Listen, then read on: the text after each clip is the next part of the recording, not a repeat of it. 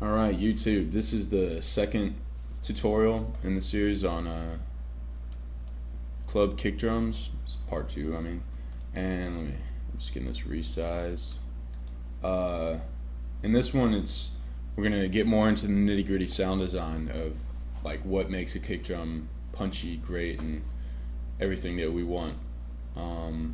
And for this, I'm a huge fan of like visual feedback and oscillator scopes and shit. And I actually have like got these two one Vengeance kick for reference. And so if we can zoom in and look at them. And so I'm actually going to resample my kick real quick, or the one that we ended up with. Oops. So you can't, I gotta have that unsoloed.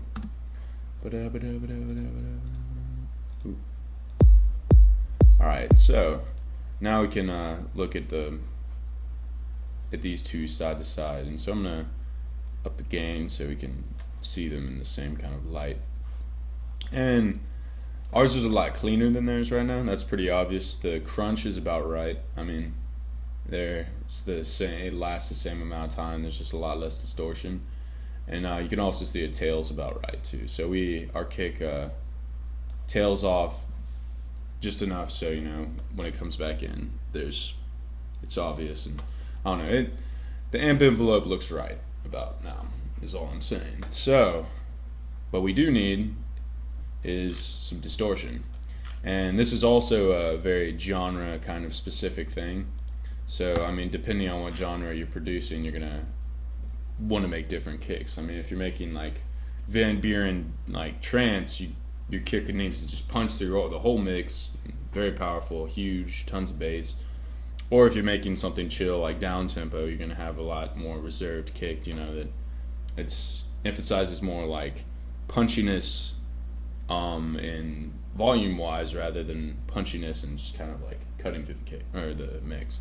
So for me though, I produce kind of heavier genres for the most part, so I like my kicks loud and fat. So the best thing for that is the saturator, and not really sure what high quality does, but probably does something useful.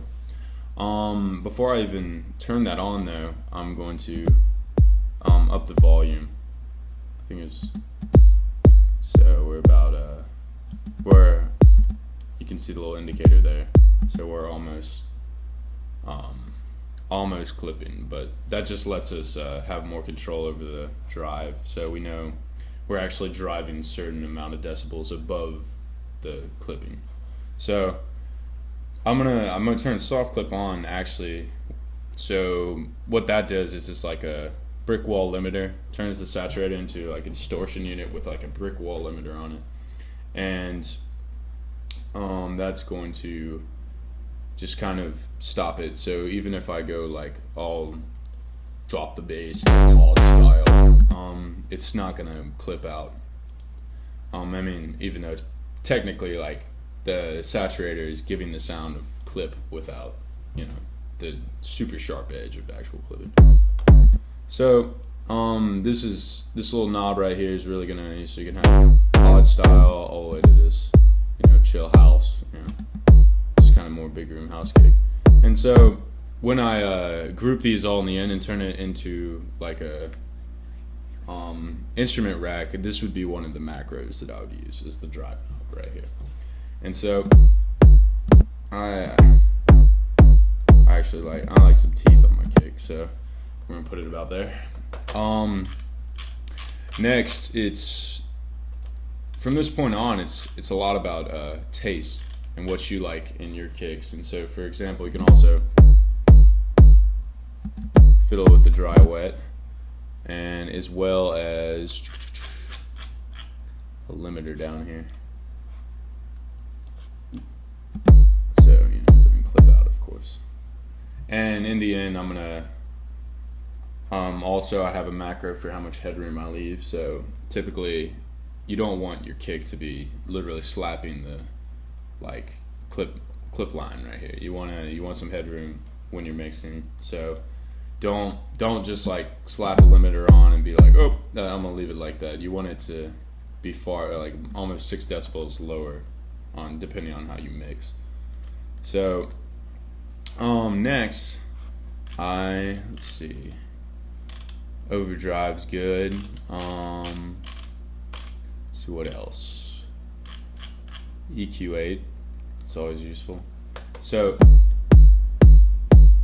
a lot of people will take out around 1K of their kick and kind of boost down here like that. I don't know, I'm not really like partial in any direction on this one, because I feel like if you look at a spectrum, you could see how the kick comes down. So it starts about, up in here about 500, so like half a kilohertz, and goes down. So all the stuff above that is just kind of the click, and you don't really want to cut too much of it out. After, so let's see what we're doing. So gives it more kind of like thud, kind of like that.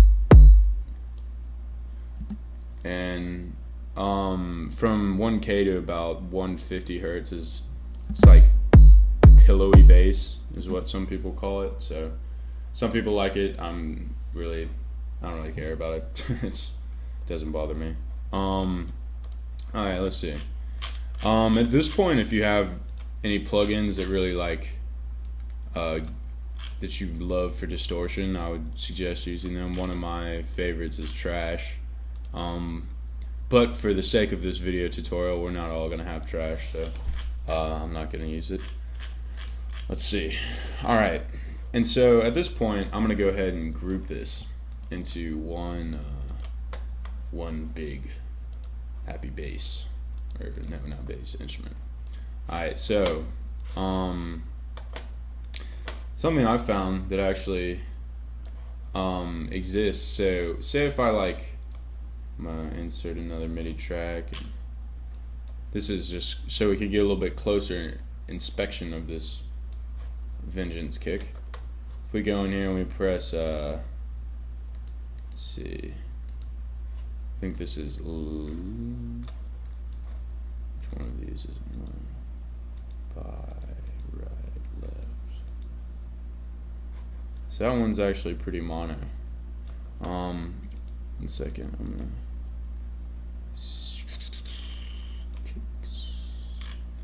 just gonna pull up another one, Total Dance.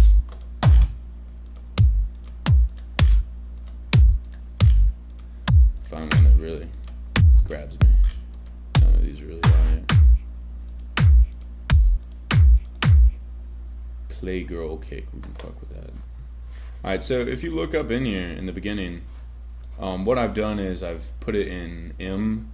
I don't know if that's like mono, whatever it stands for there, but if you see this, the waveform right here, they're layered on top of each other, and these are the differences between the two sides. And so the kick is actually stereo in the beginning, and even in slightly for the rest of it, and I think that can add kind of a cool effect. And so what I'm going to do is I'm going to duplicate these chains. So when I grouped it, you can have multiple chains being part of the same instrument. I'm going to pop the limiter on the outside now, as well as the spectrum. Alright, and so this one, of course, it's the same thing. We don't want it layering up terribly, so I'm actually going to drop it to the decay and solo it. And so this is I'm gonna use this one to add kind of like punch and noise into the click of the kick, as well as some stereo. So once I get this to my liking, add some more distortion. We're not gonna need any bass up here because that's in the other chain. Yeah, we kind of like that punch, digging that 1 kilohertz punch. Alright, and so now this would be another time to use other kinds of, distortion, but